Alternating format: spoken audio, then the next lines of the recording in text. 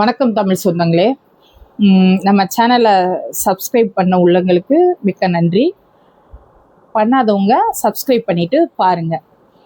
இன்னைக்கு நம்ம எதை பற்றி பார்க்க போகிறோம்னா, நேற்று சட்டமன்றத்தில் நடந்துச்சுல, அதை பற்றி தான் பார்க்க போகிறோம்.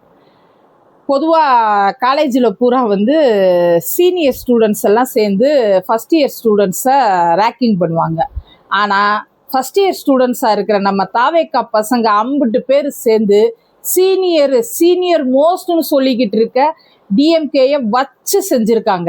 அதை பற்றி தான் பார்க்க போகிறோம். முன்னாள் சட்டத்துறை அமைச்சர் ரகுபதி இருக்கார்ல, அவர் நேற்று எந்திரிச்சுக்கிட்டு எங்கள் தலைவரை காணான்னு சொல்லி சொல்கிறீங்க, ஆனால் மகளிர் உரிமை தொகை, காலை உணவு திட்டம், மகளிர் பஸ்ஸு, இதெல்லாம் இருக்கிற வரைக்கும் எங்கள் தலைவர் இருப்பார், அதில் பூரா எங்கள் தலைவர் இருக்கிறாரு அப்படின்னு சொன்னார்.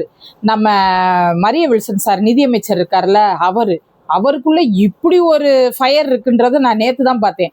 அவர் எந்திரிச்சு ஆமாம் இதுலாம் உங்கள் தலைவர் இருக்கிறாரு பார்த்துக்கோங்கன்றீங்க, ஆனால் இப்போ தமிழ்நாட்டில் இருக்க ஒவ்வொருத்தர் தலைமையிலையும் 1,28,000 ரூபா கடனை வச்சுட்டு போயிருக்காரு, அதுலேயும் உங்கள் தலைவர் இருக்காரு, அதையும் சேர்த்து சொல்லுங்கன்னு சொல்லிட்டு நல்லா மூக்கை உடச்சி விட்டுட்டார்.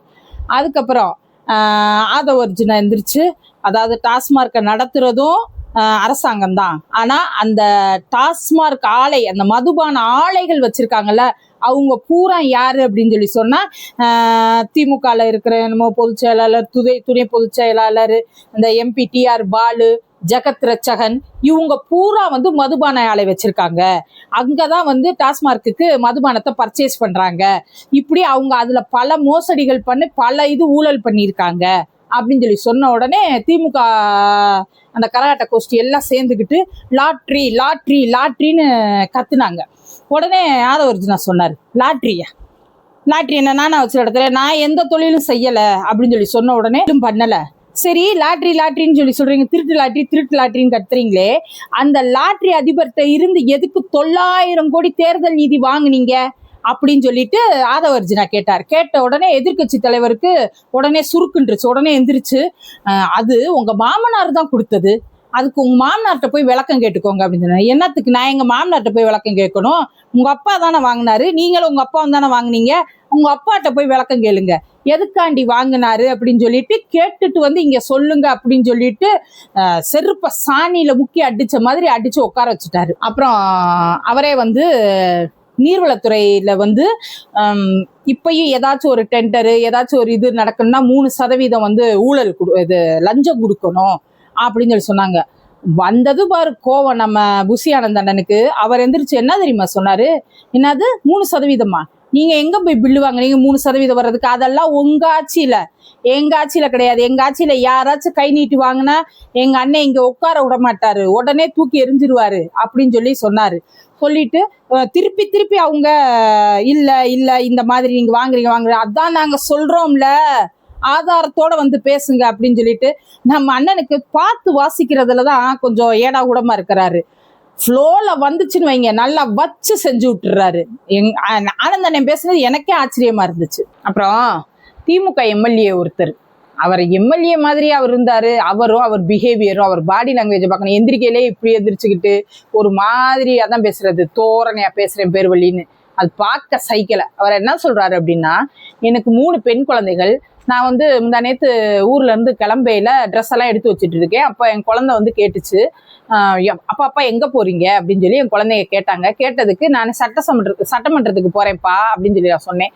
உடனே என் குழந்தை சொல்லுச்சு, அப்பா விஜய் மாமா பாவம், அவருக்கு ஒண்ணுமே தெரியாது, சட்டமன்றத்துல அவர்கிட்ட ஏடா கூடமா ஏதாச்சும் கேள்வி கேட்டீங்கன்னா அவருக்கு எதுவும் தெரியாம இருக்கும், அவர் ரொம்ப கஷ்டப்படுவாரு, எதுவும் ஏடா கூடமா கேட்டுறாதீங்க அப்படின்னு சொல்லி என் பொண்ணு சொல்லுச்சு அப்படின்னு சொல்லி சொன்னார். சொன்ன உடனே நம்ம பள்ளிக்கல்வித்துறை அமைச்சர் இருக்காரு ராஜ்மோகன், அவர் டக்குன்னு எந்திரிச்சு, ஆமா அதே குழந்தை செல்வங்கள்ட்ட, அந்த அன்பு செல்வங்கள்ட்ட நீங்க போய் சொல்லுங்க, விஜய் மாமாவுக்கு ஒன்றும் தெரியாதுப்பா, ஊழல் பண்ண தெரியாதுப்பா, கொள்ளை அடிக்க தெரியாதுப்பா, ஊரடிச்சு ஒலையில போட தெரியாதுப்பா அப்படின்னு சொல்லி போய் அந்த குழந்தை செல்வத்துக்கு சொல்லுங்க அப்படின்னு சொல்லிட்டு சொன்னார். அப்படி சொல்லி கலாய்ச்சு மூக்கறுத்து விட்டுட்டாரு. திமுக காரவங்களுக்கு இருக்கிற மூக்கு பூரா மூக்கு அறுபடுறது தான் போல. சூர்ப நகை மாதிரி எங்கேயாச்சும் போய் மூக்க கொண்டே நுழைச்சு மூக்கறுபட்டுக்கிட்டே இருக்காங்க. சட்டசபை தேர்தல் நடத்தி அதுக்கு அவ்வளவு செலவு பண்ணி ஒவ்வொரு எம்எல்ஏவும் வரணும்னா அரசாங்கம் இவ்வளவு செலவு பண்ணி அந்த தேர்தல் நடத்துது. தேர்தல் நடத்தி உங்களை உங்க தொகுதி மக்கள் ஓட்டு போட்டு எம்எல்ஏவை தேர்ந்தெடுத்து சட்டமன்றத்துக்கு அனுப்பியிருக்காங்க. சட்டமன்றத்துல ஒரு நாளைக்கு அந்த சட்டமன்றம் நடக்கிறதுக்கு அரசாங்கம் அவ்வளவு செலவு பண்ணுது. அங்க தூங்கி விளைஞ்சு ஒவ்வொருத்தவங்களும் இப்படின்றீங்க அப்படின்றீங்க இப்படின்றீங்க. என்ன ஒரு மக்கள் போட்ட ஓட்டுக்கு எதுக்காண்டி ஓட்டு போட்டு வச்சிருக்கோம்? நீங்க எங்களுக்காண்டி அங்க போய் பேசுவீங்க, எங்க பிரச்சனையை எடுத்து கூறி அந்த தொகுதிக்கு என்னென்ன வேணும்னு அவங்கள்ட்ட பேசி வாங்கி அதை எங்களுக்கு செயல்படுத்துவீங்கன்னு தானே அனுப்பியிருக்கோம். அங்க போய் தூங்கி வலிச்சுக்கிட்டு இருக்கிறது, இல்லைன்னா அடுத்தவங்களை குருவ கேலி பண்ணிட்டு இருக்கிறது, இந்த மாதிரி இருக்கிறதெல்லாம் அங்க பண்ணாதீங்க. என்னமோ உங்களையெல்லாம் பாக்குறப்ப இந்த எல்கேஜி யூகேஜி பிள்ளைகள் எவ்வளவோ தங்கம், அதுக்கெல்லாம் ஒரு தடவை சொன்னோம்னா அவ்வளோ அமைதியா உட்காந்து கிளாஸ் அட்டன் பண்ணுங்க. நீங்க எத்தனை தடவை சபாநாயகர் வர்றப்ப எல்லாம் சொல்றாரு நாகரிகமா நடந்துக்கோங்க. சபை நாகரிகம் யாருக்குமே கிடையாது.